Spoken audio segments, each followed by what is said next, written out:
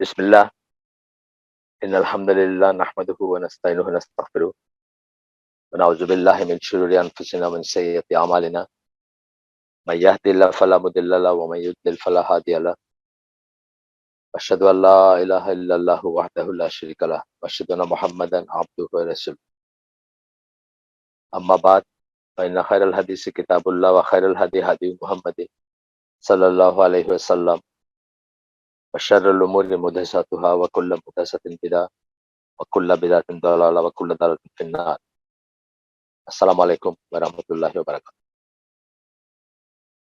আমরা একটা বই ধরে পড়তেছিলাম the music made me do it. এই চ্যাপ্টারটা হচ্ছে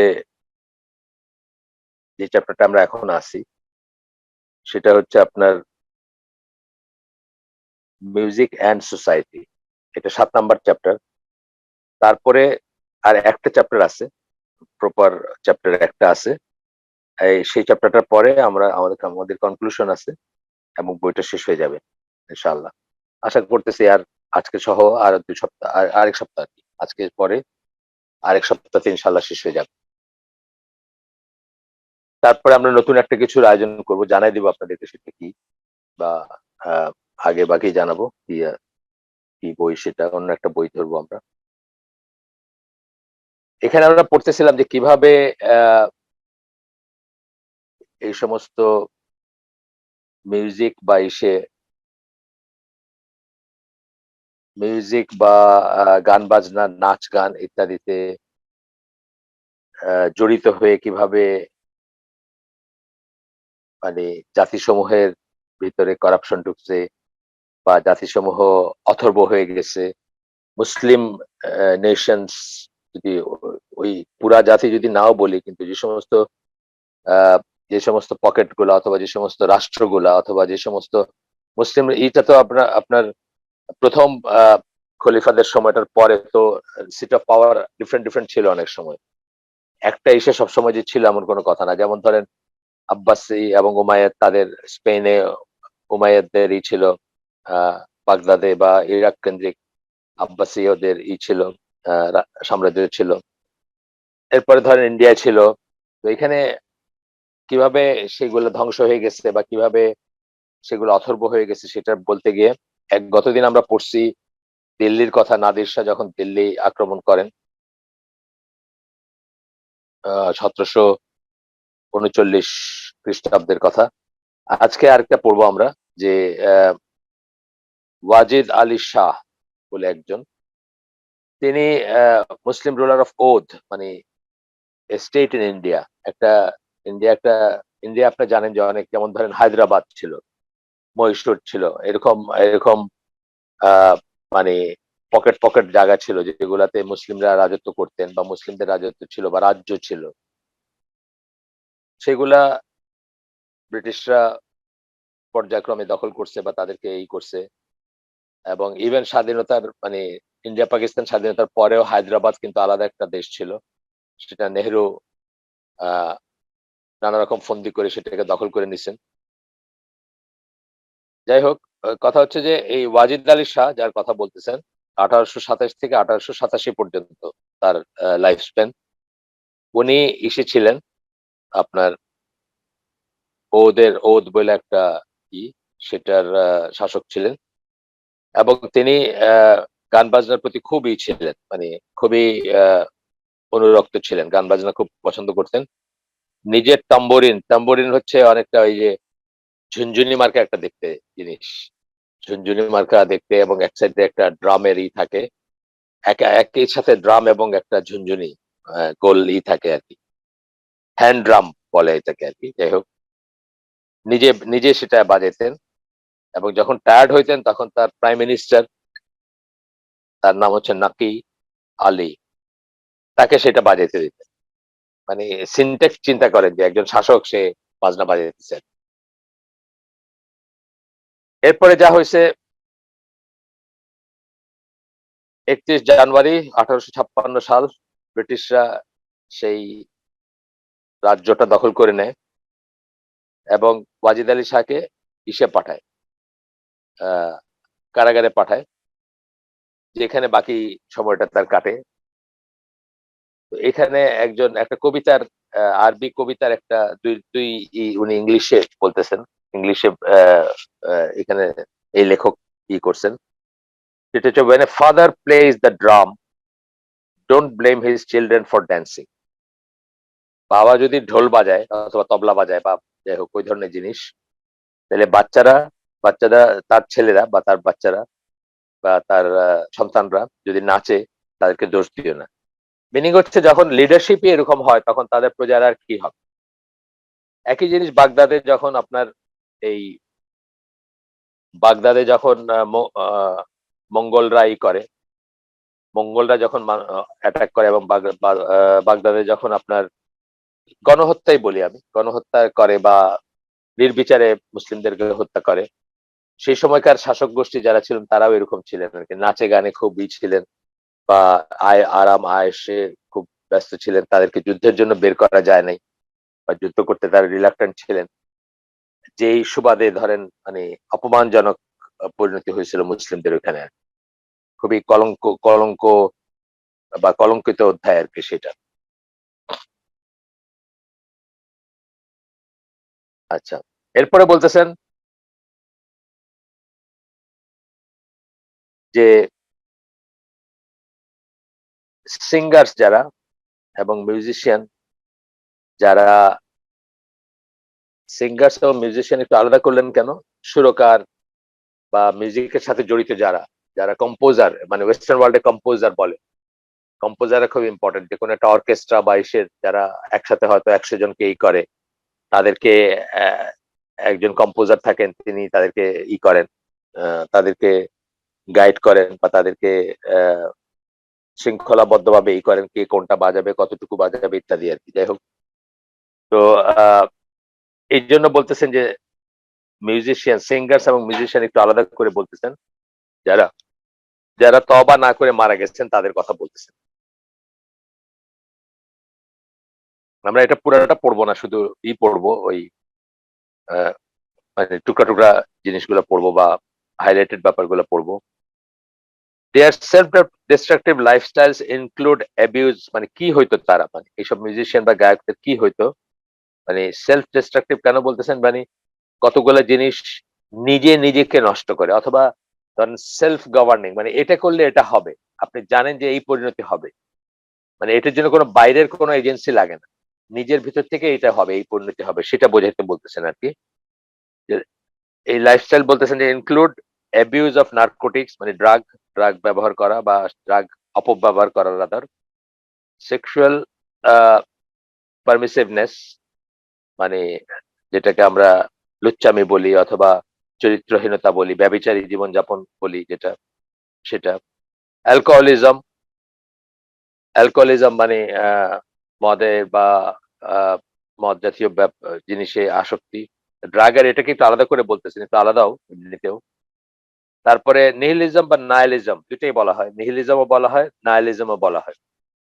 আ সেটার মানে হচ্ছে যে আপনার মিনিংলেসনেস পৃথিবীর বা জীবনের বা মানে কোন কিছুতে মিনিং না পাওয়া।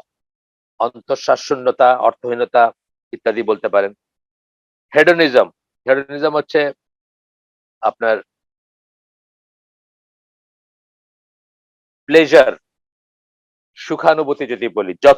যেভাবে যত রকমের পাওয়া সম্ভব সেটাকেই যারা মুখ্য উদ্দেশ্য মনে করেন জীবনের বা সেটাকে নিয়ে যারা থাকেন সেটা হচ্ছে হেডোনিজম মানে হেডোনিজম এখন একটা শব্দ ছিল এখন জামাইকাতে একটা একটা ক্লাব বা একটা নাম আছে, রিসোর্টের নাম আছে হেডোনিজম দিয়ে। যেখানে আপনি তো মানে মুসলিমরা তো কখনো যাবে না ইনশাআল্লাহ। মুসলিমদের যাওয়ার কথা না। কিন্তু সারা আ ওই আমেরিকা থেকে অথবা ইউরোপিয়ান দেশগুলো থেকে সেখানে যান মানুষ। খুব এক্সপেনসিভ রিসোর্ট এবং যা মনে চায় তাই তারা করতে পারেন আরকি। যা মন চায় সোজা কথা। তো এরপরে আছে সাবঅর্ডিনেশন, ইনসাবঅর্ডিনেশন সরি। ইনসাবঅর্ডিনেশন মানে কোন নিয়ম-কানুন, আইন-কানুন না মানা এবং অ্যানার্কিজম। অ্যানার্কিজম মানে হচ্ছে এটাও একটা সিমিলার শব্দ। ইনসাবঅর্ডিনেশন এবং অ্যানার্কিজম কাছাকাছি শব্দ। অ্যানার্কিজম হচ্ছে সবকিছুতে অ্যা বিশৃঙ্খলা বা অর্ডার অফ থিংস কে ব্রেক করা। ধরেন বাবার কথা ছেলে শুনবে, এটাই স্বাভাবিক। আপনি বললেন যে না এটার কোনো ব্যাপার নেই, কেন শুনবো বাবার কথা? বা স্টেটের কথা তার প্রজা সাধারণ শুনবে, এটাই স্বাভাবিক। ইসলামের কথা যদি আমরা বলি তাহলে আমাদের কি আমাদের অথরিটি যেগুলো আছে, আগেও বলছি আপনাদের যে আমাদের অথরিটিকে আমরা সবচেয়ে বড় অথরিটি হচ্ছে ধরেন আল্লাহর পরেই মুসলিম শাসকের অথরিটি প্রজা সাধারণের উপর, হাজব্যান্ডের অথরিটি ওয়াইফের উপর, বাবা মার অথরিটি সন্তানদের উপর। এগুলা হচ্ছে নেক্সট টু গড, এই পজিশন গুলা আল্লাহর পরে এগুলার ই মানে আল্লাহর পরে এগুলার অবস্থান আল্লাহই নির্ধারণ করে দিয়েছেন, সেই জন্য আল্লাহর পরে এগুলোর অবস্থান। এমন না যে এগুলো কোনো মানুষের নির্ধারিত ব্যাপার, তা না। যেমন আমির মুসলিম দেশের বা ইসলামী ইসলামী দেশ বা ইসলামিক রাষ্ট্রের আমির যিনি হবেন, খলিফা যিনি হবেন, তার মানে অথরিটি, সাংঘাতিক অথরিটি তার। তো এইগুলাকে যারা রিভার্স করতে চায়, এই অথরিটি গুলোকে অস্বীকার করতে চায় অথবা অথরিটি গুলাকে ফেল করাইতে চায়, তাদের কথা আমরা বলি যে অ্যানার্কিস্ট আর কি। অ্যানার্কিস্ট বলতে মানে একটু উদাহরণ দিলাম যে ইসলামের কাঠামোতে অ্যানার্কিস্ট কারা হবে আর কি, সেটার একটা উদাহরণ দিতে গিয়ে বললাম। এই ধরনের যত নিয়ম কানুন আছে, ধরেন স্কুলের টিচার, তাকে মানবো আমরা সেটি স্বাভাবিক, তাকে মানবো না এটা উল্টাটা যারা কি করতেছেন যে তার অথরিটির কি আছে, তাকে কেন মানবো, সে আমাদের মতো একজন। বা মানে এই জিনিসগুলোকে ভেঙে দেওয়া, তাদেরকে অ্যানার্কিস্ট বলে এবং অ্যানার্কিজম বলে এই ব্যাপারটাকে। Many of them die in unpleasant circumstances, এদের মৃত্যু খুব করুণ হয় বা খুব অস্বাভাবিক ধরনের বাজে মৃত্যু হয়। In fact many of them commit suicide, এদের অনেকেই আত্মহত্যা করে। or suffer premature deaths caused by accidents that occur while they are under the influence of drugs. এটা তো খুব কমন একটা জিনিস, আপনারা জানেন যে ঘুরে ফিরে দেখা যায় যে এই কয়দিন আগে একটা মারা গেল, আপনার কয়দিন বলতে হয়তো বৎসর দুয়েক হয়েছে, প্রিন্স। খুবই খুবই বাজে একটা লোক ছিল, আহ, আহ, তৃতীয় লিঙ্গের মনে হইতো দেখলে আর কি, এবং খুব বাজে এই জেস্টার বা ই ছিল, গান টানের কথাগুলো খুব ই ছিল। আমি আমেরিকায় যখন প্রথম দিকে গেছিলাম তখনই তারই দেখছিলাম, মানে ধরেন হয়তো 80s বা 90s এ কোনো প্রোগ্রাম দেখছিলাম তার। প্রোগ্রাম মানে টিভিতে হয়তো আর কি জাস্ট এক ঝলক দেখায় শিশোবার। তো সে মারা গেছে 50 সামথিং, কত 53 বা 55 এরকম কোনো বয়সে মারা গেছে। তো সে আপনার ওই ড্রাগে ইসেতে মারা গেছে। এবং দেখবেন যে মানে ওদের যে মৃত্যুগুলা অকাল মৃত্যু যেগুলোকে ওরা বলে, সেগুলোর পিছনে ড্রাগ একটাই। They lead the worst lives, degraded to the levels of animals, একদম জানোয়ারের লেভেলে চলে যায়। আপনার মাইকেল জ্যাকসনের যে সমস্ত কর্মকাণ্ড বাইর হইতেছে এখন, তাকে যারা পূজা করতো অথবা যারা তাকে মানে আইডল বানায় রাখতো, পূজার বস্তু বা কি বলবো, মানে তার পোস্টার, তার বিশেষ করে কম বয়স্ক ছেলে মেয়েদের কাছে সেরকম ছিল। তার এখন কর্মকাণ্ড গুলো বাইর হইতেছে, সো মাচ সো দ্যাট অনেক জায়গায় তার মানে গান প্লে করা নিষিদ্ধ হয়ে গেছে। যে সে যেভাবে চাইল্ড অ্যাবিউজ করছে, বাচ্চাদেরকে অ্যাবিউজ করছে, মানে মলেস্ট করছে, সেই সমস্ত জিনিসগুলো বের হয়ে আসতেছে এখন।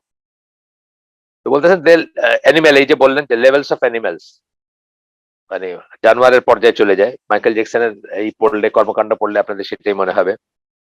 Because Allah and his messenger have cursed their those professions, কারণ আল্লাহ এবং আল্লাহ রাসূল এই সমস্ত পেশাগুলোকে লানত করছেন, লানত দিচ্ছেন এই সমস্ত পেশাগুলো, এই সমস্ত এইগুলা আমরা দেখবো পরে, দলিলও আসবে যে পরবর্তীতে এগুলোর আসবে, হাদিস গুলো আসবে বা কোরআনের গুলো আসবে। আগেও পড়ে আসছি আমরা, আবার পরে আবার পড়বো ইনশাআল্লাহ। এরপরে উনি ডিটেলসে যাচ্ছেন যে শুধু এইটা বলে না, মানে কলার যত ব্রাঞ্চ আছে, সকল কলা বলি না আমরা, শিল্পকলা, শিল্পকলার ভিতরে বা কলা বলতে, আর্ট বলতে, সেটার যত ব্রাঞ্চ আছে সবকটার কথা উনি এখানে নিয়ে আসতেছেন। এবং ইট ইজ ট্রু যে এই সবকটা ব্রাঞ্চই from Islamic point of view অভিশপ্ত আসলে। শিল্পকলা, চিত্রকলা, নৃত্যকলা, সবই তো কলা, এগুলো সব অভিশপ্ত। উনি এখানে ভিনসেন্ট ভ্যান গগের কথা বলতেছেন যে সে সুইসাইড করছিল, এবং সে তো খুব নামকরা ছিল, ডাচ পেইন্টার ছিল। তো কোনো অবস্থাতে মানে মানে মনের অস্থিরতা অথবা ওই যে যেটা বললাম যে নিহিলিস্টিক ভয়েড বলি আমরা, অন্তঃশ্বাস শূন্যতা, জীবনের কি অর্থ আছে, জীবনের কি মানে আছে ইত্যাদি, এই সমস্ত ইসে মাইকেল এঞ্জেলের কথা বলতেছেন, সে অনেক ফেমাস একজন পেইন্টার। তার কথা বলতেছেন যে সে ছিল আপনার হোমোসেক্সুয়াল। তারপরে আপনার জার্মান ফিলোসোফার নিৎসের কথা বলতেছেন, ফ্রেডরিক নিৎসে।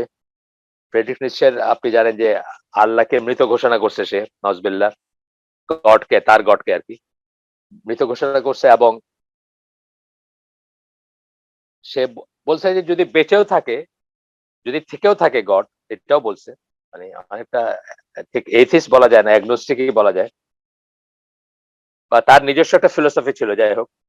তো সে এটাও বলছে যে যদি থেকেও থাকে তাহলে আহ, সে ইরিলেভেন্ট, মানে তার কোনো রোল নাই পৃথিবীর, পৃথিবীর কর্মকাণ্ডে তার কোনো রোল নাই। তো সে মিউজিককে খুব ই করতো, সে মনে করতো যে মিউজিক মানুষের ভিতরে যে ডার্কনেস আছে, আত্মার যে কালিমা বা আত্মার যে অন্ধকার প্রকোষ্ঠ বা অন্ধকার গহ্বর যেগুলো আছে আত্মার ভিতরে, সোলের ভিতরে, আহ, অন্তরের ভিতরে, সেগুলোকে আলোকিত করে মিউজিক, এটা সে মনে করতো। এবং সে মানে মিউজিককে একটা ধর্মের মতোই মনে করতো আর কি, গান বাজনা ইত্যাদিকে। তো সে তার জীবনের শেষ 10 বছর পাগল হিসেবে, পাগল একদম ইনসেন ছিল আর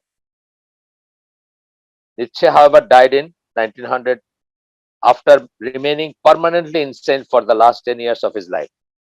শেষ মস্তিষ্ক বিকৃতি ছিল তার, শেষ 10 বছর তার জীবনে ওইভাবে কাটছে। এরপরে আপনার বিটোভেনের কথা বলতেছেন, অত্যন্ত অ্যারোগেন্ট ছিলেন এবং খুব রুড ছিলেন, এটা বলতেছেন।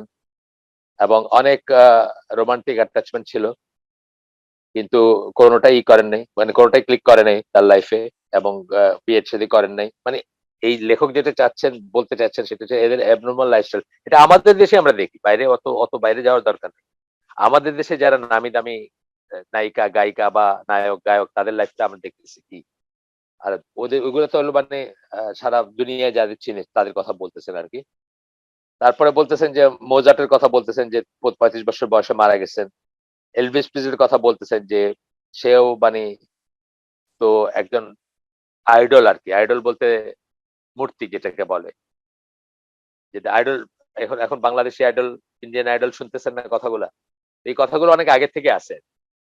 আইডল মেকার বলে একটা কথা আছে, যারা এগুলাকে এগুলাকে বানায়, এইসব এইসব ঈদেরকে এই সমস্ত পপ সিঙ্গার বা ঈদেরকে যারা বানায়, বানায় বলতে ওই পর্যায়ে নিয়ে যায়, যা প্রতিটা জিনিস ইঞ্জিনিয়ার, মানে চুলের স্টাইলটা কি হবে, কালারটা কি হবে, জামার কালার কি হবে, প্রত্যেকটা জিনিস নিয়ে তারা রিসার্চ করে করে মানে কোনটা পাবলিকে খাবে, তারপরে তারা একটা মূর্তি বানায়, আইডল বানায়।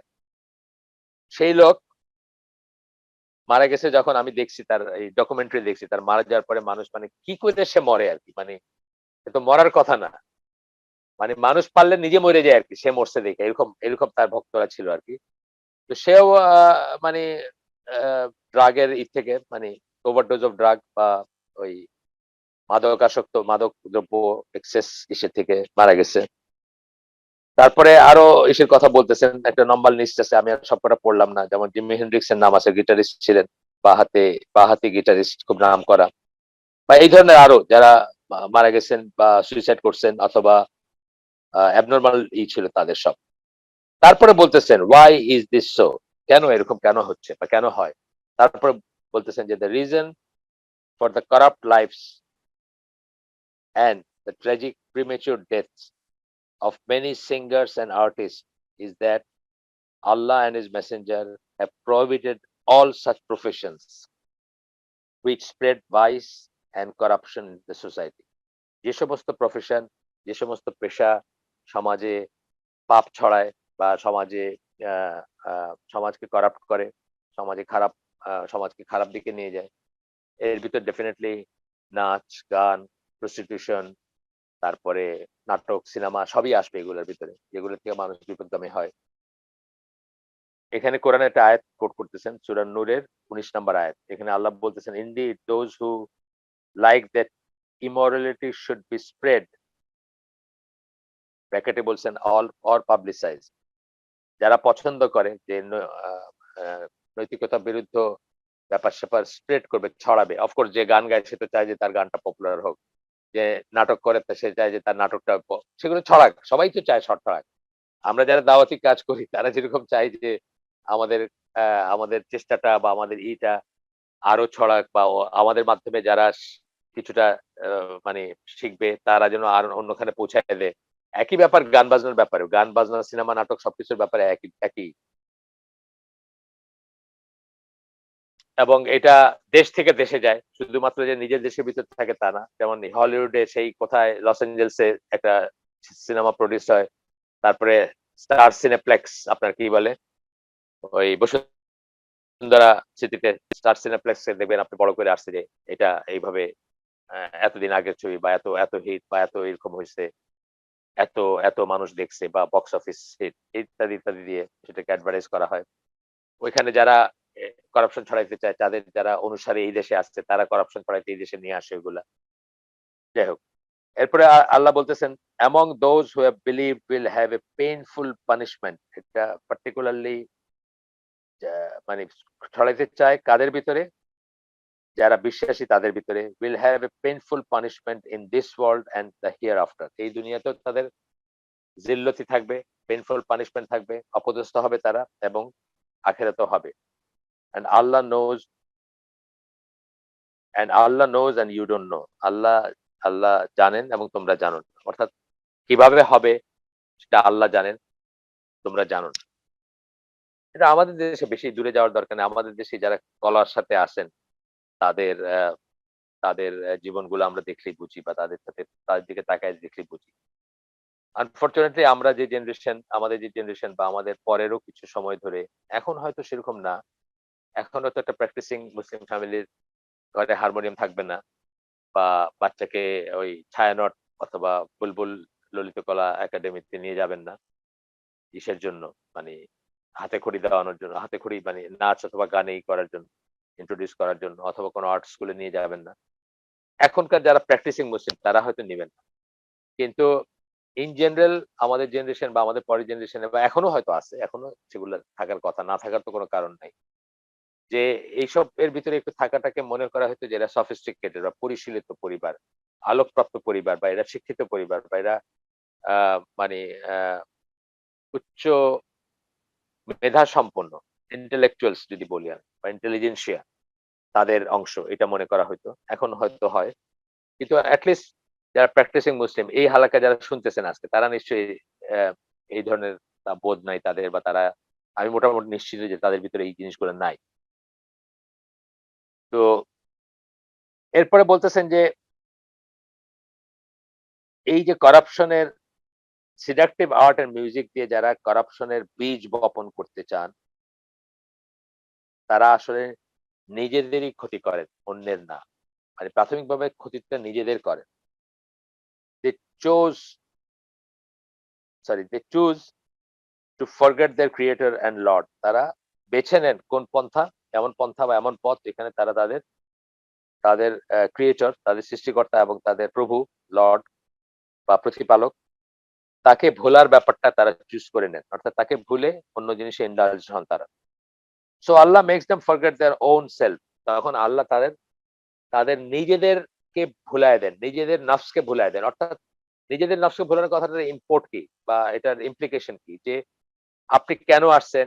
এই দিনে এখানে কি করতেছেন? দুনিয়াতে কেন আসছেন? আপনার জীবনের পারপাস কি? ইত্যাদি সব আপনি ভুলে যান। আপনি আপনি চিন্তা করেও দেখেন না। আর পিছনে ফিরে তাকায়েও দেখেন না যে আপনাকে কেন সৃষ্টি করা হয়েছিল? ইস দেয়ার এ পারপাস? এবং একটা সময় গিয়ে তখন আপনার ভিতরে ওই যেটা বললাম যে আ আপনি দেখেন যে আপনার ভিতরে একটা ভয়েড আপনার ভিতরে আপনার ভিতরে অন্তঃশ্বাস শূন্যতা কাজ করে এবং তখন আপনি নানা রকম আইদার আপনি ওইসব ভুলে থাকতে বা ওইসবকে কম্পেনসেট করতে ড্রাগ অ্যাডিক্ট হন বা অ্যালকোহলিক হন অথবা একটা মানে দুশ্চরিত্র জীবন যাপন করেন অথবা আপনি আত্মহত্যা করেন বা অ্যান্ড সো অন যেগুলো বললাম এতদিন করলাম। এখানে যে আয়াতটা কোট করতেছেন এটা আমার খুব প্রিয় একটা আয়াত। অনেকেরই হয়তো এটা সূরা হাসরের ১৯ নম্বর আয়াত।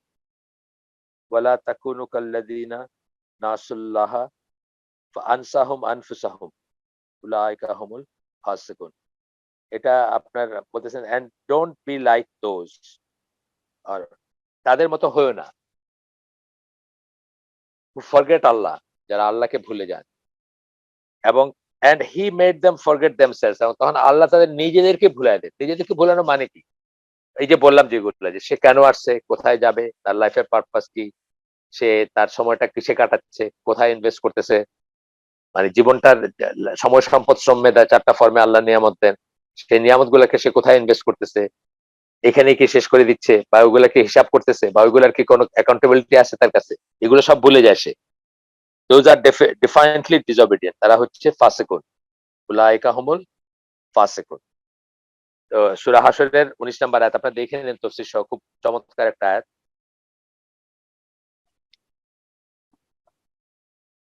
হ্যাঁ, তাদের জন্য যেটা কল্যাণকর, যেটা তাদের কল্যাণ আনতে পারত সেটা তারা ভুলে যায়। আচ্ছা, এখন আমরা ৮ নাম্বার চ্যাপ্টারটাতে আজকে যাব। এটাই শেষ চ্যাপ্টার এই বইয়ের।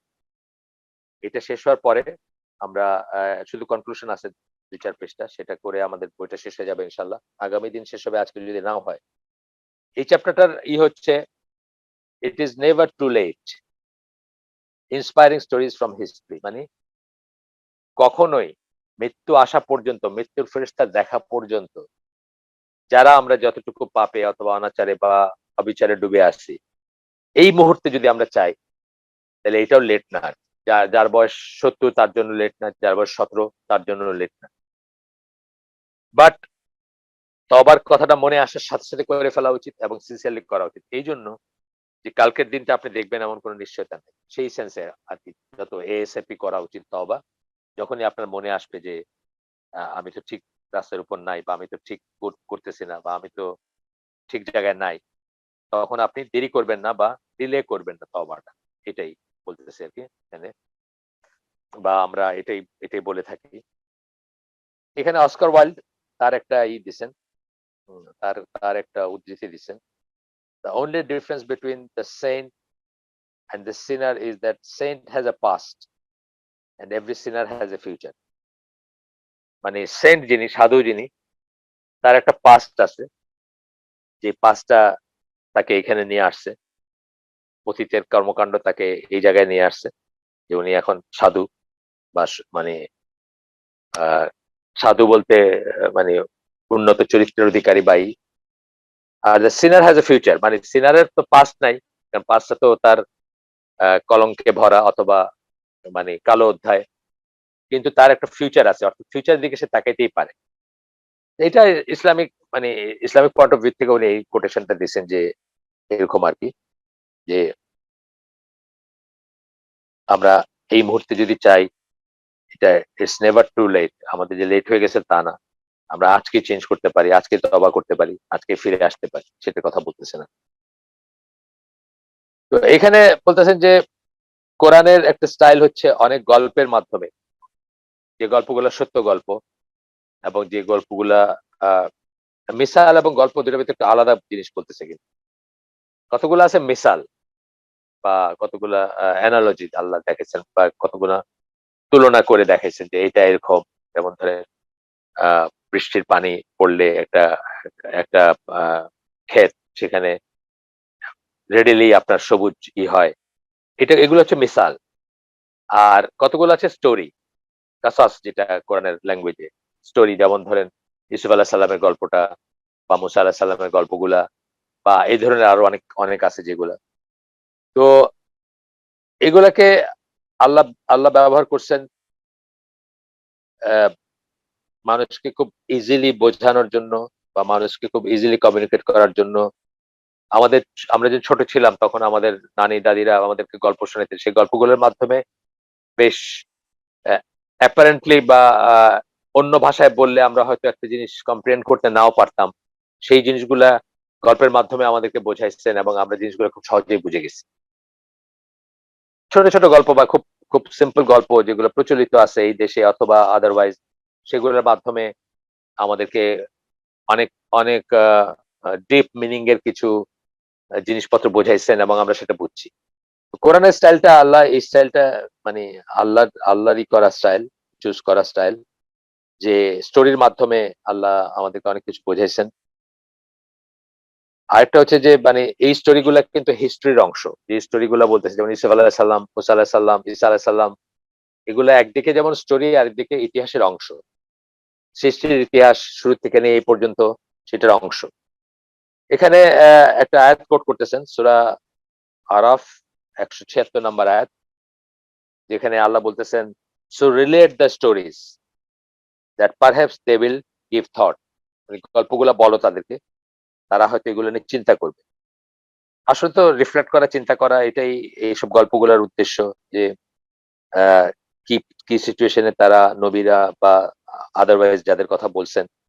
যেমন ধরেন ওই আমার একটা মনে পড়ে এবং নিজেকে আমার মাঝে, মাঝে নিজের ভয় লাগে যে আমরা কি ওই শ্রেণীতে পড়বো নাকি?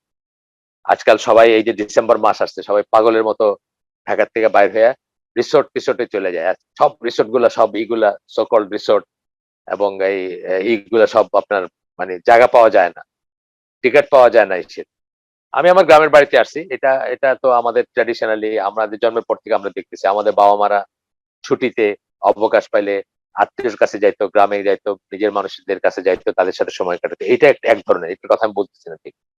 কিন্তু আমি বলতেছি এই যে এই বাঙালির ২ টা পয়সা হইছে এখন যে বেড়ানোর একটা উন্মাদনা আছে যে পয়সা দিয়া রিসোর্টে থাইকা অমুক রিসোর্ট, তমুক রিসোর্ট, কক্সবাজার, সেন্ট মার্টিন, তারপরে সিলেটের জায়গাগুলাতে তো এখন হোটেল-টোটেল গুলা ভর্তি আরকি বা ভর্তি হবে আরকি। আইদার অলরেডি ভর্তি বা ভর্তি হবে। এই জিনিসগুলা যখন আমি দেখি তখন আমার ওই কোরআনের ওই স্টোরিটার কথা মনে হয় যে সাবা, সূরা সাবাতে যাদের কথা বলা হইছে। তাদের সবকিছু হাতের কাছে ছিল। ধরেন যা কিছু প্রয়োজনীয় সব তাদের ক্লোজ ডিসট্যান্স এ ছিল। তখন তারা আল্লাহর কাছে করল যে এগুলা একটু দূরে, দূরে হইলে ভালো হইতো না? মানে আমরা ট্রাভেল করতে পারতাম। আল্লাহ তাদেরকে কিন্তু অকৃতজ্ঞ বলছেন। আপনি দেখবেন পড়লে মানে এই ইগুলা পড়লে দেখবেন। তাদেরকে অকৃতজ্ঞ বলছেন এবং একটা সময় তাদেরকে ধ্বংস করে দিছেন। তো তাদের তাদের খুব সুখ ছিল আরকি। সবকিছু আ কি বলবো? মানে একদম রিচেবল ইসে ছিল। তাদের যা প্রয়োজন ছিল সব তাদের হাতের কাছে ছিল। সেটাতে তারা অসন্তুষ্ট ছিল। তারা বলত যে একটু দূরে, দূরে গিয়ে যদি এগুলা করতে হইতো তাহলে ভালো হইতো আরকি। ট্রাভেল করতে পারত আরকি। এটা আমার আজকাল মাঝে, মাঝে মনে হয় যে আমাদেরও কি এরকম নাকি যে আমাদের মাঝে, মাঝে মনে হয় যে আমরা কি সেই পর্যায়ে চলে যাচ্ছি যে আমাদের সবকিছু আল্লাহ হাতের কাছে দিছেন এটা আমাদের ভাল লাগে না। পরিস্থিতির জন্য আমাদের অনেক দূরে, দূরে যাইতে ইচ্ছা করে। বা অনেক অন্যরকম জায়গায় যাইতে ইচ্ছা হয়। যাদের অনেক টাকা পয়সা দিছেন আল্লাহ তারা ইউরোপে আমেরিকায় যান। যাদের কম দিছেন তারা ইন্ডিয়ায় যান। আরো যাদের কম দিছেন তারা কক্সবাজার, সেন্ট মার্টিন যান আরকি। তো আমার জাস্ট একটা চিন্তা ওই সূরা সাবার ওইটা আবু বকর জাকারিয়া ভাইয়ের ইসে আছে। উনার তাফসীরে আছে দেখতে পারেন আপনারা। তো ওইটা যখন পড়তেছিলাম তখন আমার হঠাৎ মনে হয়েছে যে আমরা কি এখন এই ফেজে আছি নাকি? যে আমাদের সবকিছু হাতের কাছে এটা আমাদের ভাল লাগে না। বা সবকিছু আ নখদর্পণে আমাদের সেটা আমাদের ভাল লাগে না। ঠিক আছে আমরা একটু আগাই। এখানে যে চ্যাপ্টারটার যে হেডিং ছিল বা চ্যাপ্টারটার যে নাম "it is never too late inspiring stories from history" কখনোই খুব দেরি না। এখানে একটা হাদিস কোট করতেছেন। এটা তিরমিজির হাদিস কিন্তু সহিহ হাদিস। এখানে বলতেছেন আল্লাহ রাসূল সাল্লাল্লাহু আলাইহি ওয়াসাল্লাম বলতেছেন, "আল্লাহ accept the repentance of his servant as long as death has not reached his collarbone" অর্থাৎ হলকম বলি আমরা একটা কথা। মানে কণ্ঠনালীতে প্রাণ আসা পর্যন্ত আরকি। মানে আপনার জাস্ট প্রাণটা বের হওয়ার আগ মুহূর্ত পর্যন্ত যখন আপনি বুঝবেন যে বের হয়ে যাচ্ছে বা যাবে, মৃত্যুর ফেরেশতা যখন দেখবেন তখন আর কোন তওবার ব্যাপার নাই। তার আগে পর্যন্ত থাকবে। আর পৃথিবীর ব্যাপারে বলছেন যে পশ্চিম দিকে সূর্য ওঠা পর্যন্ত তওবার দরজা খোলা থাকবে। পশ্চিম দিকে মানে এটা হচ্ছে মানে আ দুনিয়ার ব্যাপারে বলছেন। সারা দুনিয়া মিলায়া বলছেন। আর পার্সনের ব্যাপারে হলো যখন তার মৃত্যুর ফেরেশতা দেখবে বা কণ্ঠনালীতে যখন প্রাণ পৌঁছাবে অর্থাৎ বের হয়ে যাবে যখন প্রাণ বের হয়ে যাওয়ার উপক্রম হবে তখন পর্যন্ত তওবার দরজা খোলা থাকবে। এরপরে বলতেছেন যে তওবা হচ্ছে আল্লাহর কাছে সবচেয়ে পছন্দনীয় ফর্ম অফ ওবিডিয়েন্স মানে বান্দার যে সমস্ত কাজগুলো আল্লাহ সবচেয়ে পছন্দ করেন তার ভিতরে হচ্ছে তওবা। এক মানে তার ভেতর মোস্ট মানে সবচেয়ে হচ্ছে তওবাটা। He loves those who repent যারা তওবা করে তাদেরকে আল্লাহ ভালোবাসেন, পছন্দ করেন। It is because his love for his creation that he tests them with sins এটা এই জন্য যে আল্লাহ যে পাপের যে বস্তুগুলা সেগুলো তো আল্লাহর সৃষ্টি। যে টেম্পটেশন গুলো সেগুলো তো আল্লাহর সৃষ্টি। সেটাতে আল্লাহ তাদেরকে টেস্ট করেন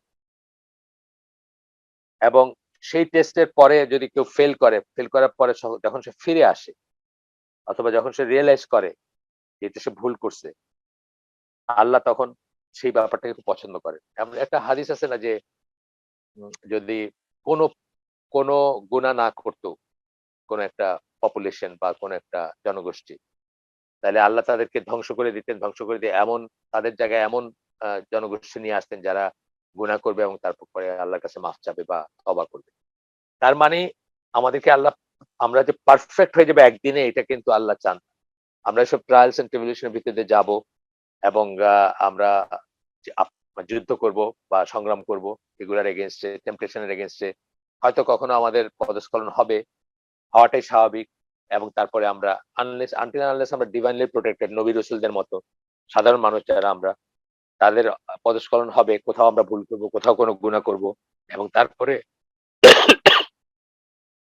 সরি তারপরে আল্লাহর কাছে তওবা করব। এটা আল্লাহর পছন্দনীয় একটা ব্যাপার। So that he may shower his blessings and favor upon them after they repent. আমাদেরকে জাহান্নামে পোড়ানোটা কিন্তু আল্লাহর পছন্দের কোনো ব্যাপার না। এটা আগেই বলতেছি। মানে অনেক লিটারেচার বা অনেক আমরা শুধু এই দিকগুলা যে ধরেন কথার কথা কু আনফুসাকুম ওয়া আহলিকুম নারা। নিজেকে এবং নিজের আহালকে আগুন থেকে বাঁচার যে জ্বালানি হবে মানুষ এবং পাথর যে আয়াতটা সূরা তাহরিমের ৬ নম্বর আয়াত। ফেমাস একটা আয়াত। তো এটার মানে এটা না যে আল্লাহ বাঁচাইতে বলছেন আমাদেরকে জাহান্নামের আগুন থেকে। তাই এটা আল্লাহর পছন্দনীয় কোনো ব্যাপার না। মানে আল্লাহর কোনো লাভ নাই আমাদেরকে পোড়ায় জাহান্নামের আগুনে পোড়ায়। এটা বুঝবো আমরা। হুনাইনের যুদ্ধের সময় আল্লাহ রাসূল সাল্লাল্লাহু আলাইহি ওয়াসাল্লাম ওই যে মানুষ যখন হুনাইনের যুদ্ধের সময় যারা আসছিল যুদ্ধ করতে মুসলিমদের সাথে, তারা কিন্তু তাদের গরু, ছাগল মানে মহিলাদের, ফ্যামিলিদের সবাইকে নিয়ে আসছিল। এইজন্য নিয়ে আসছিল যে কেউ যেন ওইগুলার কথা চিন্তা করে যুদ্ধ ময়দান থেকে ফেরত যাওয়ারই না করে। মানে এত সিরিয়াসলি যুদ্ধ করবে মুসলমানদের এগেইনস্ট এ যে মুসলমানদেরকে শেষ করে দিতে পারে। নো গোইং ব্যাক একটা কথা বলি না আমরা? পেছনে ফিরে তাকানোর কোনো নাই। এইজন্য তারা নিয়ে আসছিল। তো তখন ছত্রভঙ্গ হয়ে গেছে যখন তখন আল্লাহ রাসূল এবং তার কিছু সাহাবীরা দেখতেছিলেন যে একজন মহিলা তার বাচ্চাকে খুঁজে বেড়াচ্ছে। বাচ্চা ছুটে গেছে তার কাছ থেকে, হারায় গেছে। এবং তারা দেখতেছেন দূর থেকে যে সে মানে পাগলের মতো ছুটে বেড়াইতেছে, খুঁজতেছে। তারপরে যখন পাইছে তখন বুকে জড়ায় ধরে মানে অনেক চুমু খাচ্ছে বাচ্চাকে। মানে অনেক কটা চুমা দিচ্ছে বাচ্চাকে আরকি এবং মানে খুবই ইমোশনাল একটা সিন আরকি। তখন আল্লাহ রাসূল বলছেন যে, এই মহিলা কি তার বাচ্চাকে কখনো আগুনে পুড়াইতে পারবে বা আগুনে নিক্ষেপ করতে পারবে?" তখন সাহাবীরা বলছেন, "কি করে হয় সেটা?" তখন আল্লাহ রাসূল বলছেন যে, "আল্লাহর মার্সি তার চেয়েও অনেক বেশি।" এটা দিয়ে বোঝাইছেন যে আল্লাহ ডাজন্ট এনজয় বা উইল নট এনজয়। আল্লাহ এটা এনজয় করবেন না যে মানুষকে মানে পোড়ানোটা আল্লাহর কাছে এনজয়েবল কোনো ব্যাপার না। ইয়েট যখন মানুষ আপনার একটা আ লাইন ক্রস করবে, আল্লাহর দেওয়া সীমারেখা যখন ক্রস করবে এবং করতেই থাকবে, তখন আল্লাহ ডাজন্ট কেয়ার যে কে কোথায় গেল বা কি হলো। মানে ওইটুকু থ্রেশহোল্ড ভ্যালু যদি বলি আমরা, ওইটুকু যেন আমরা কিছুতেই আ অতিক্রম না করি এবং ওইটা কিভাবে জানবেন যে কতটুকু? তো আপনারা আজকে মারা যেতে পারেন। আজকের একটা খারাপ অবস্থায় আপনি মারা গেলেন। সুতরাং এটার চান্স নেওয়া উচিত না যে আচ্ছা আমি ওই পর্যন্ত করি তারপরে আর করব না। এটা we don't know কার জন্য কতটুকু লিমিট সেটা আমরা জানি না। অনেক সময় একটা ছোট জিনিসও এমন মানে অমার্জনীয় একটা ব্যাপার হয়ে যেতে পারে। আমাদের চোখে হয়তো ছোট।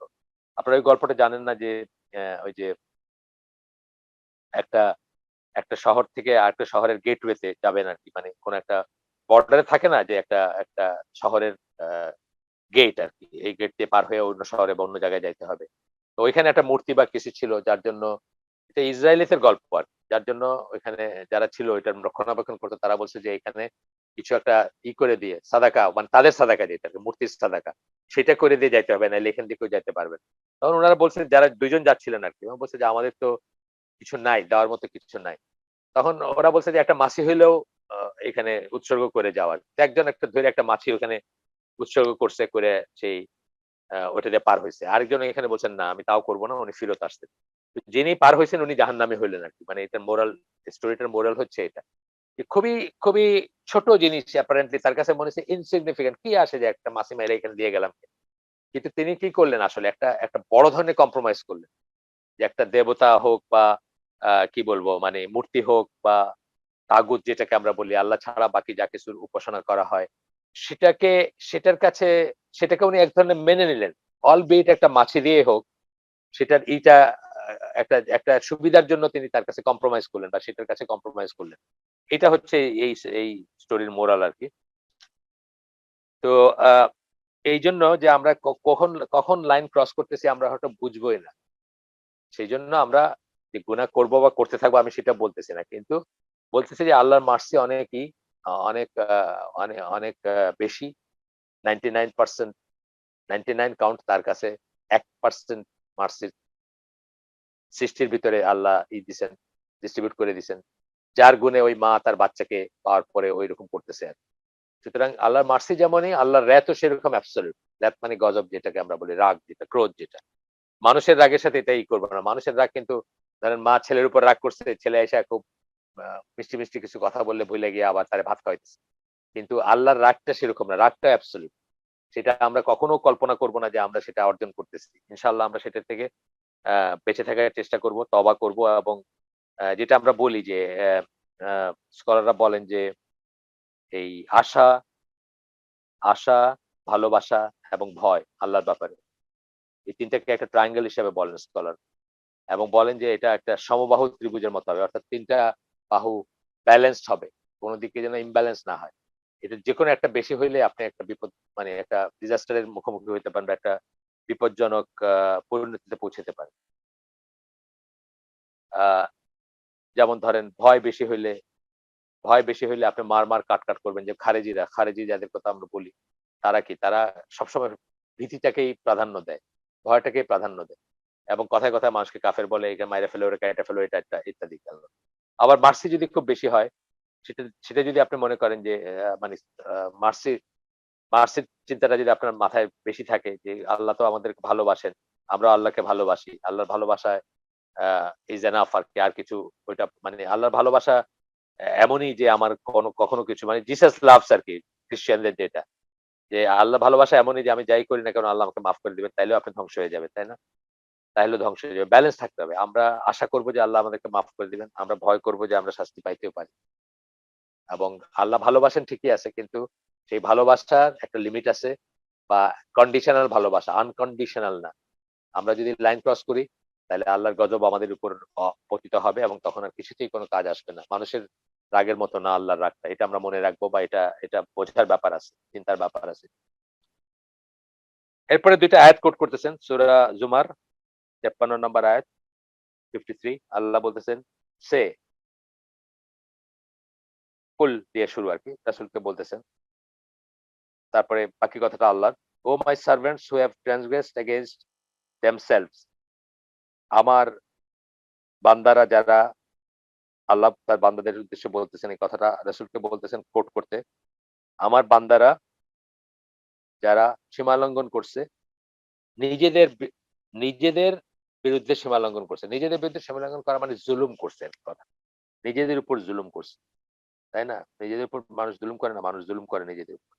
বা নিজেদের উপর নিজেদেরকে নিজেরা নষ্ট করে। আমরা বলি না যে আ মুসলিম হিসাবে জীবনযাপন করার আ ৩ টা জিনিস বলি আমরা। ৩ টা জিনিস খেয়াল করতে হবে যদি মুসলিম হিসেবে জীবনযাপন করা বলতে কি বোঝায়? একটা হলো আপনার উপর আল্লাহর হক কি? একটা হচ্ছে আপনার উপর নিজের হক কি? আরেকটা হচ্ছে আপনার উপর পরিবেশ-প্রতিবেশের হক কি? তাহলে মানুষ কিন্তু নিজের উপর জুলুম করে। নিজেকে যখন ওয়েস্ট করে মানুষ, যেকোনোভাবে সেটা সময়, সম্পদ, শ্রম, মেধা। ৪ টা জিনিস, ৪ টা জিনিসের যেকোনোটাই যখন মানুষ ওয়েস্ট করে, যেটা আল্লাহ তাকে দিছেন, তার তার তার মানে সেলফ এর ভিতরে যেটা দিছেন, সময় দিছেন, তার লাইফ স্প্যান সেটা যখন মানুষ ওয়েস্ট করে, সে জুলুম করে। সম্পদ দিছেন সেটা যখন হারাম পথে ব্যয় করে সে ওয়েস্ট করে। শ্রম দিছেন, তাকে একটা সুস্বাস্থ্য দিছিলেন, সেটা যখন সে ড্রাগ অথবা মদ অথবা অন্য কিছু পর্নোগ্রাফি বা অন্য কিছুতে সে যখন নিজেকে ওয়েস্ট করে, সেই প্রত্যেকটা জিনিসই কিন্তু নিজের উপর জুলুম করা। তো ঠিক আছে আমরা আগাই। O my servants who have transgressed against themselves do not despair যারা নিজেদেরকে জুলুম করছে বা নিজেদের এগেইনস্ট এ সীমা লঙ্ঘন করছে বাই সিনিং মানে গুনাহ করে do not despair of the mercy of Allah. আল্লাহর দয়ায় নিরাশ হইও না। Indeed, Allah forgives all sins. সকল গুনাহ আল্লাহ মাফ করেন। এমনকি শিরক এবং কুফরের গুনাহ। ধরেন আমরা কেউ শিরক এবং কুফরে যুক্ত ছিলাম আগের দিনে বা আগের আমাদের পাস্ট লাইফে। যখনই আমরা বুঝলাম সাথে, সাথে আমরা তওবা করব এবং আল্লাহর কাছে মাফ চাইব। কারণ আমাদের পালানোর কোনো জায়গা নাই। আমাদের জার্নিটা হচ্ছে from আল্লাহ টু আল্লাহ। ইন্না লিল্লাহি ওয়া ইন্না ইলাইহি রাজিউন। এই কথার মানে এটাই যে আমরা তার এবং তার কাছে ফিরে যাব। সুতরাং আমাদের পালানোর কোনো জায়গা নেই। যখনই আমরা রিয়ালাইজ করব যে আমরা সীমা লঙ্ঘন করছি অথবা আমরা এমনকি কুফর বা শিরকের মতো এসে জড়ায় গেছি বা অজান্তেই হোক বা অজ্ঞতাবশত হোক। আমি আমার কথা নিজের কথাই বলছি। এটা যে সাক্ষী রাখা তা না। এটা তো ফ্যাক্ট আসলে। যে আমরা সিলেটিরা আমরা সিলেটের মানুষদের মাজারে খুব ভক্ত। শাহজালাল শাহপরানের মাজার। আমি নিজে ওইসব মাজারে গেছি। ওইসব মাজারে গিয়ে দোয়া করছি যে মনোবাঞ্ছা পূর্ণ হবে। নাউজুবিল্লাহ এগুলো শিরক ছিল। এগুলো হয়তো কুফরও ছিল। তওবা করছি আমি।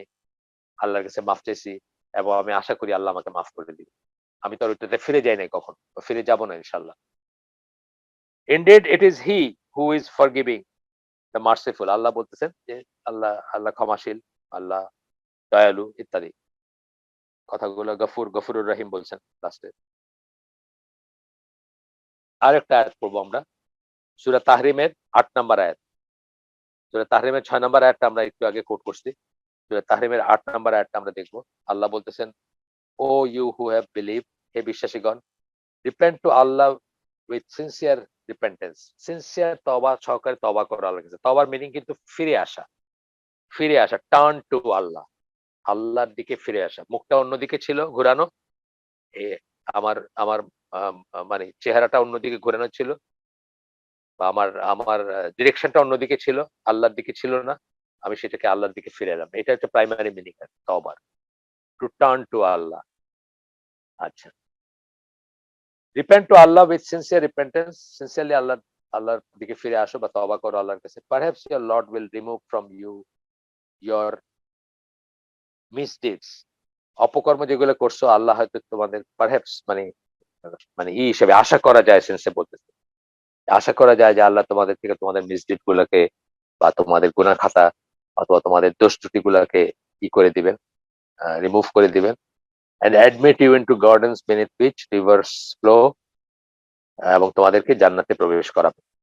সেই সমস্ত বাগানে যার নিচে ঝর্ণা বা নদী প্রবাহিত হয়। এটা কোরআনের একটা স্টাইল, লিটারারি স্টাইল, কোরআনের বলার একটা স্টাইল। অনেক জায়গায় বলছেন। এটা নিয়ে খুব সুন্দর একটা করছেন। একজন কাফের মহিলা, কাফের মানে অ্যাগনস্টিক মহিলা। লেসলি হ্যাজেলটন তার একটা আছে। মানে কোরআনে কেন আল্লাহ এই এই জান্নাতের বর্ণনা দিতে গিয়ে এই কথাগুলো বলছেন। সুন্দর ভালোই মানে শুনতে ভাল লাগে। ওই মহিলা ইসলামের উপর বেশ কিছু ইসলাম বান্ধব প্রোগ্রাম করছেন। এমনি জাস্ট আমরা কৌতূহলের জন্য বা কিছুটা মানে আরেকটা পয়েন্ট অফ ভিউ থেকে জিনিসগুলো বোঝার জন্য করবো। কিন্তু তার জিনিসগুলোকে কোনো দলিল হিসাবে নিব না। সেটা আমরা করতে পারি। ভালোই কতগুলো প্রোগ্রাম রাসূল সাল্লাল্লাহু আলাইহি ওয়াসাল্লাম নিয়ে করছেন, কোরআন নিয়ে করছেন। এখন ওনার বই আছে তো আল্লাহ রাসূলের লাইফের মানে সিরা আছে উনার লেখা। লেসলি হ্যাজেল ইহুদি মহিলা, ইহুদি অরিজিনাল অ্যাগনস্টিক মহিলা। নিজেই বলেন যে আমি তো অ্যাগনস্টিক জু। আচ্ছা। এরপরে এখানে কতক্ষণ আছে আমাদের? আচ্ছা আপনার ১১ মিনিট আছে। আমরা করি একটু আগাই। এই চ্যাপ্টারটা বললাম যে শেষ চ্যাপ্টার তারপরে হলো কনক্লুশন। এখানে কয়েকজন ফেমাস ব্যক্তিত্ব তারা কিভাবে ফিরে আসছেন তাদের কিছু গল্প আছে বা কাহিনী আছে। এর ভিতরে একজন হচ্ছেন এখন যার কথা বলতেছেন প্রথমে জাযান দ্য তাবি। জাযান দ্য তাবি। তাবিই ছিলেন। কিন্তু প্রথম জীবনে সেটা মানে অন্য পথে ছিলেন। তারপরে ইসলামে ফিরে আসছিলেন। তারপরে বেশ ফেমাস একজন আলেম ছিলেন বা আ ফেমাস একজন ইসলামী ব্যক্তিত্ব ছিলেন। তার গল্পটা এখানে আছে। আমরা একটু দেখি। কয়টা শেষ করতে পারি। তার আছে তারপরে আপনার মালিক বিন আনাস মানে ইমাম মালিক যাকে আমরা বলি তার আছে। ওমর বিন আব্দুল আজিজ তার গল্প আছে। ডক্টর বেলাল ফিলিপসের গল্প আছে। তারা কিভাবে তারপরে ইজিপশিয়ান কিছু সিঙ্গারদের কথা আছে। পাকিস্তানি একজন সিঙ্গার ছিলেন মারা গেছেন। জুনায়েদ জামশেদ পপ স্টার ছিলেন পাকিস্তানি। রকস্টার, পপ স্টার যাই বলেন। তারই আছে। এবং একদম লাস্টে বোধহয় আ ইউসুফ স্টেজ যে তার গল্প আছে। তারপরে শেষ এই চ্যাপ্টার। আমরা যে কটা পারি পড়বো। আমরা বলছি না আরেকদিন লাগবে আমাদের। আজকের পরে আরেকদিন। সিলেট থেকে আমি ইনশাআল্লাহ আরো একটা হালাকা করব আজকেরটার পরে। তো সেদিন হয়তো আমাদের বইটা শেষ হয়ে যাবে। আজকে হয়তো হবে না। আজকে হবে না, আর তো সময় নেই, 9 মিনিট আছে। তো আব্দুল্লাহ ইবনে মাসুদ একদিন যাচ্ছিলেন কুফায়, পথ দিয়ে যাচ্ছিলেন। তখন একটা আ একটা একটা মানে ইসে আ বাড়িতে শুনতে পাইলেন যে গ্যাদারিং, মানুষজনের জমায়েত হচ্ছেন, সেখানে পার্টি চলতেছে, মদের পার্টি চলতেছে those days, ওই সময়ই। তারপরে একজন মিউজিশিয়ান, তার নাম মানে গায়ক বা আ মানে যিনি মিউজিকের সাথে জড়িত সেরকম ভদ্রলোক, যার নাম জাজান। উনি বাঁশি বাজাচ্ছিলেন, ফ্লুট, মানে যেটা বাঁশের বাঁশি যেটা আমরা বলি। ফ্লুট বলতে ওই আড় বাঁশি না, আরেকটা অন্যভাবে যেটা বাজায় সেটা, মানে মুখে লাগায় যেটা বাজায় সরাসরি, সেটার কথা বোঝানো হয়। এবং খুব সুন্দর গলায় উনি গান গাচ্ছিলেন। আব্দুল্লাহ ইবনে মাসুদ যেতে, যেতে বলতেছিলেন যে কত, কত মিষ্টি গলা। এই গলাটা যদি কোরআন আ মানে কোরআন আ আ আ রিসাইটেশন, কোরআন পড়ার কাজে ব্যবহৃত বা কোরআন আবৃত্তির কাজে বা কোরআন তেলাওয়াতের কাজে ব্যবহৃত হইতো। এটা বলছেন উনি। জাস্ট এটাই ছিল তার মন্তব্য। তো এইগুলা বলার পরে আব্দুল্লাহ ইবনে মাসুদ চলে যাচ্ছিলেন। তখন জাজান শুনছেন কথাগুলো এবং তার বন্ধুদের বলছেন, জিজ্ঞেস করছেন যে, "ইনি কে ছিলেন? মানে এই কথাটা কে বলল?" হয়তো একটু জোরেই বলছেন, শোনাইতেই বলছেন। তখন তারা তাকে বলছে যে, "ইনি হচ্ছেন রাসূল সাল্লাল্লাহু আলাইহি ওয়াসাল্লামের সাহাবী, খুব ফেমাস সাহাবী। আ আব্দুল্লাহ ইবনে মাসুদ তার কথা বলছেন।" অ্যান্ড উনি এই কথাগুলো বলছেন তোমার কণ্ঠটা শুনে, তোমার কণ্ঠটা ভাল লাগছে। বলছেন যে, "এই কণ্ঠ যদি গান না গেয়ে কোরআন তেলাওয়াত করত তাহলে কত ভালোই না হইতো।" এরকম একটা এক্সপ্রেশন ছিল আরকি। এটা শুনে জাজানের ভিতরে একটা মানে মানে প্রবল পরিবর্তন আসলো। উনি তার মিউজিক্যাল ইন্সট্রুমেন্ট গুলো সব ভেঙে ফেললেন এবং সরাসরি আব্দুল্লাহ ইবনে মাসউদের কাছে গেলেন এবং কাঁদতে শুরু করলেন ওখানে। এটা মানে বলি যেটা যে মানুষের লাইফে অনেক সময় একটা টার্নিং পয়েন্ট হয়। একটা জিনিস হয়তো করে দেয়। এইজন্য কারো ব্যাপারে নিরাশ হইতে নাই। আপনি চেষ্টা করছেন, হয়তো 99 ডেজ আপনি দাওয়াত দিছেন, কাজ হয় নাই। 100 ডেতে এমন একটা কিছু বলছেন বা এমন একটা কিছু আল্লাহ আপনার আ মুখ দিয়ে বের করছেন বা আপনার উসিলায় আসছে যেটাতে তার চেঞ্জ হয়ে গেছে। তো আব্দুল্লাহ ইবনে মাসউদ তাকে তখন জড়ায় ধরছেন, ধরে বলছেন যে, "Why should I not love that person who has repented from playing his musical instrument and whom Allah loves?" বলছে, "আমি তাকে কেন ভালোবাসবো না যে তার বাদ্যযন্ত্র মানে যন্ত্রপাতি ভেঙে ফেলছে এবং যাকে আল্লাহ ভালোবাসে।" আল্লাহ ভালোবাসে বলতে উনি কি সার্টিফিকেট, মানে উনি কি জানেন আল্লাহ ভালোবাসেন সেটা না। তার কাজটাকে আল্লাহ ভালোবাসেন। মানে যন্ত্রপাতি ভেঙে ফেলা, এসব থেকে তওবা করা, এগুলো থেকে ফিরে আসা, এই কাজগুলাকে আল্লাহ ভালোবাসেন। এটা বোঝাইতে চেয়েছেন। এরপরে জাজান উনার ছাত্র হয়ে গেলেন।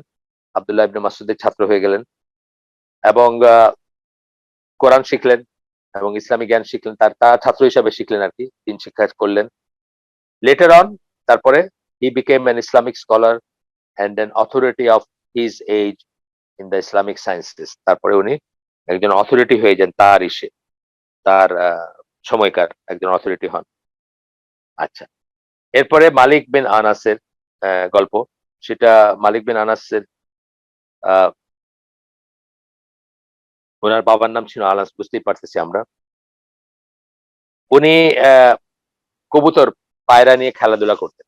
তার ইসে তার অনেক থাকে না আমাদের আমাদের বাচ্চাদের ভিতরে দেখবেন যে কারো পাখি, এখন ঢাকায় আমি দেখি অনেকেই, ঢাকায় তো রীতিমতো পেট মার্কেট আছে আপনার ওই যে কাঁটাবনের ওইখানে। পাখি, বিড়াল এগুলা মানুষ অনেক পয়সা দিয়ে কেনে, অনেক এক্সপেনসিভ আ কেনে। মানুষ ওইখান থেকে কেনে বা নিয়ে এসে পোষে। বাচ্চাদের একটা যেহেতু বাচ্চারা খোপের ভিতরে বন্দী বলতে গেলে অ্যাপার্টমেন্ট গুলাতে। তো সেখান থেকে বাচ্চারা আ কিনে নিয়ে এসে সেগুলো নিয়ে খেলাধুলা করে। তো ইমাম মালিক সেরকম ছিলেন। তো এরপর তার লাইফে একটা টার্নিং পয়েন্ট আসে যখন তার বড় ভাই নাজার আরকি, TH দাল সম্ভবত। তো তার বড় ভাই নাজার বিন Anas was a great Islamic scholar who was quite famous in the city of Medina. তার বড় ভাই মদিনা শহরে তখনই বেশ ফেমাস ছিলেন তার ইসলামিক জ্ঞানের জন্য। এই সময় এই যখন এটা হচ্ছে তখন ইমাম মালিককে কেউ চিনত না। তো একদিন ইমাম মালিকের বাবা যিনি address a question about Islamic jurisprudence to both of his sons. দুইজনের কাছে একটা ইসলামিক ফিকের ব্যাপার নিয়ে আলোচনা করতেছিলেন নাজার এবং মালিক দুজনের কাছে। মালিক কুড নট আনসার, জিজ্ঞেস করছেন আর কি একটা কোয়েশ্চেনটা নিয়ে। মালিক এটার কোনো উত্তর দিতে পারেন নাই বা কোনো মতামত দিতে পারেন নাই। কিন্তু নাজার যিনি উনি কারেক্টলি এটার উত্তর দিচ্ছেন, যা জিজ্ঞেস করছিলেন সেটা, বাবা যেটা জিজ্ঞেস করছিলেন। His father said to Malik, তখন তার বাবা মালিককে, ইমাম মালিককে বললেন, playing with pigeon has destroyed you, মানে কবুতর নিয়ে খেলাধুলা করা তোমাকে ধ্বংস করে দিচ্ছে। এইটা ছিল ইমাম মালিক লেটার নেরেটেড দিস ইনসিডেন্ট, এইটা ছিল তার জীবনের একটা টার্নিং পয়েন্ট, এবং উনি খুব রেগে গেছিলেন নিজের উপর, এবং তার ভাইয়ের ব্যাপারে ঈর্ষান্বিত হয়েছিলেন খুব, সে পারলো আমি পারলাম না। His sense of competition was ignited, এবং তার এই যে সৎ কাজে কম্পিটিশন করতে যায় সেটা তার ভিতরে প্রজ্বলিত হয়েছিল। এবং he went to ibn Hormuz, ibn Hormuz বলে একজন, and studied Islamic sciences with him for 7 years, একজন আলেম, তার কাছে গিয়ে 7 বছর উনি ইসলামিক সায়েন্সেস মানে উলুমুদ্দিন যদি আমরা বলি, বা ইসলামী ইসের যে পড়াশোনা সেগুলো করলেন। দেওয়া যায় না ইনসিডেন্ট, আরেকটা ইনসিডেন্ট ছিল যেটা তার তার জীবনের একটা টার্নিং পয়েন্ট ছিল ইমাম মালিকের। উনি যখন ইয়াং ছিলেন, উনি তার মাকে বলছিলেন যে তার অ্যাম্বিশন হচ্ছে উনি একজন গায়ক হবেন, ভবিষ্যতে উনি গায়ক হবেন, সিঙ্গার হবেন। তার মানে দেখেন ওই সময় কিন্তু কারাপ্ট হতে শুরু করছে। প্রথম 2 খলিফার পরে আস্তে আস্তে কিন্তু এই জিনিসগুলো ঢুকছে ইসের ভিতরে। প্রথম 2 জন খুব বেশি স্ট্রিক্ট ছিলেন এই ব্যাপারগুলো। ইভেন কি কবিতার ব্যাপারে আপনাদেরকে বলছি, এমনকি কবিতার ব্যাপারেও তারা টলারেট করতে চাইতেন না, যে একটু প্রেমের কবিতা বা একটু অ্যামোরাস ফ্রিভোলাস কবিতা এগুলো তারা খুব শক্ত হাতেই করতেন। একটা গল্প বলছি আপনাদের যে নিজের ওয়াইফকে পাঠানো কবিতা লিক হয়ে গেছিল। লিক হয়ে মদিনার রাস্তায় রাস্তায় মেয়েরা সেটা প্রেমের কবিতা আওড়াইতেছিল। ওমর কানে আসছে। তারপরে উনি ছিলেন গভর্নর একটা অন্য জায়গায় আরকি। আর তার ফ্যামিলি মদিনায় থাকতো। তো উনি ডেকে পাঠাইছেন গভর্নরকে, ডেকে তাকে স্যাক করছেন এইজন্য। তখন ওই গভর্নর বলছিলেন যে, আমিরুল মোমিনিন, আমি তো আমার ওয়াইফকে পাঠাইছি কবিতাটা। আমি তো পাবলিকের কাছে করে নাই, ছড়াই নাই বা দেই নাই। তখন উনি বলছে, সেইজন্য তোমাকে তো দোররা মারা হইলো না, জাস্ট স্যাক করা হইলো। যদি সেটা করতা, মানে পাবলিকের জন্য যদি লিখতা, তাহলে তোমাকে দোররাও মারা হইতো। মানে স্যাক করার পাশাপাশি তোমাকে দোররাও মারা। মানে এরকম ছিল তাদের স্ট্যান্ডটা। আর এরপরে আস্তে আস্তে ধরেন ওমর রাদিয়াল্লাহু মৃত্যুর পরে ফিতনার দরজা খুলে যায়, আমরা একটা কথা বলি না? আস্তে আস্তে তখন মানুষজন এগুলাতে ইন্ডালজ হতে শুরু করে, এবং আবার সেই গান বাজনা, মদ বা নর্তকী নাচানো, সেসব জিনিসে আস্তে আস্তে ইসলামী ওয়ার্ল্ডে ছড়ায় পড়ে। তো যাই হোক, ইমাম মালিক বলতেছিলেন যে তার হইতে হবে। তার তার ইচ্ছা যে উনি একজন গায়ক হবেন। ছোটবেলায় বলতেছেন। আরেকটা ঘটনা। তখন তার মা তাকে করলেন না। মানে বকাবকি না করে খুব সুন্দরভাবে বললেন যে, "মাই সন, you don't have the looks of a singer, therefore you cannot become a singer." তোমার সিঙ্গাররা দেখতে যেমন হয় সেটা তোমার নাই। সুতরাং তুমি সিঙ্গার হইতে পারবা না বা গায়ক হইতে পারবা না। ইনফেক্ট ধরেন ওই সমস্ত সময়, ওই সময়ে যারা গান গাইতো ছেলেদের ভিতরে, ছেলেরা যারা গান গাইতো বা যারা শেভ করতো, যারা সাইজে-গুজে থাকতো, তাদেরকে হোমোসেক্সুয়াল মনে করা হইতো এবং খুব নিকৃষ্ট জীব মনে করা হইতো। ছেলেদের গান গাওয়াটা। আজকাল যেটা ডাল ভাত হয়ে গেছে আরকি, কোন ব্যাপারই না। মেয়েরা হয়তো ক্রীতদাসী, ধরেন একটা ট্র্যাডিশন ছিল। কিন্তু ওই ইসের সময় ক্রীতদাসীরা গান গাইতো। আ রাসূল সাল্লাল্লাহু আলাইহি ওয়াসাল্লামের নবুয়তের আগে বা ওই সময়টায় নবুয়ত যখন লাভ করেন তখন। সেই ট্র্যাডিশনের মানে আ ধারাবাহিকতায় হয়তো মেয়ে সিঙ্গার এখানে সেখানে শোনা গেছে। কিন্তু ছেলেরা যখন গান গাইতো বা ঐরকম রোল প্লে করতো বা কিছু একটা এন্টারটেইন করতো, ইসেকে তাদেরকে খুব নিচু চোখে বা খুব খারাপ চোখে দেখা হইতো। তো মা আনাস ইমাম মালিক বিন আনাস, তার মা তখন তাকে এই কথায় সোজা কথায় বলে দিলেন যে, "তোমার সেই লুকটা নাই।" মিনিং তুমি ঐসবের মত না আরকি। ওই আজে-বাজে মানুষদের মতো দেখতে না। Upon hearing that, Imam Malik decided to study Islamic sciences to become an Islamic scholar. এটা শুনে ইমাম মালিক ডিসাইড করলেন যে না, আপনি ওই লাইনে যাবেন না। কিন্তু তার একটা শখ হয়েছিল। ছোটবেলায় অনেকেরই অনেক শখ হয়। হইতেই পারে। শখ হয় মানে এটা বুঝে হয় তা না। দেখতে, দেখতে হয়। আমার ছেলে অ্যা আমার মনে আছে যখন একদম ছোট, ধরেন ২-৩ বছর বা এরকম বা ৪ বছর বয়স। তো তখন ওই আপনার আ ডনা সামার বলে একটা গায়িকা ছিল তখনকার দিনে। তো তখন আপনার ওই গায়িকাটা এক ধরনের করে চুল আঁচড়াইতো সামনে ইসের উপরে। তো একজন তার মা দেখতেছে, এই ২-৩ বছর বয়স আরকি। তার মা দেখতেছে ড্রেসিং টেবলের সামনে দাঁড়ায় চুলগুলোকে সামনে এনে এরকম করতেছে। তো জিজ্ঞেস করছে, এভাবে কি আছাস কেন? কি হইছে তোর? এভাবে কেন আছো? মানে abnormal মনে হইছে। বলে যে না ডনা সামারের মতো আছে। মানে ডনা সামারের মতো হইতে চায় সে। ডনা সামার যে একটা মেয়ে, সে যে অনুসরণীয় কিছু না, এই সমস্ত বুঝগুলো তার নাই। সে দেখছে কোথাও বা আশেপাশে দেখছে, তার একটা ক্যাসেট বা একটা রেকর্ডের উপরে ছবি দেখছে। দেখে তার মনে হইছে যে তার চুলগুলো এরকম করবে সে। ঠিক আছে? আমরা আজকের আয়োজন এখানে শেষ করে দিচ্ছি। সুবহানাকা আল্লাহুম্মা ওয়া বিহামদিকা আশহাদু আল্লা ইলাহা ইল্লা আনতা আস্তাগফিরুকা ওয়া আতুবু ইলাইক। আমরা যে শুনলাম তার মধ্যে ভালো কিছু শুনে থাকলে সমস্ত প্রশংসা আল্লাহর আলহামদুলিল্লাহ। খারাপ কিছু শুনে থাকলে সমস্ত ব্যর্থতা আমার এবং সেটা শয়তানের তরফ থেকে। আল্লাহ আমাদেরকে তৌফিক দেন যে ভালো শুনলাম তার উপর আমল করার। আসসালামু আলাইকুম ওয়া রাহমাতুল্লাহি ওয়া বারাকাতুহু।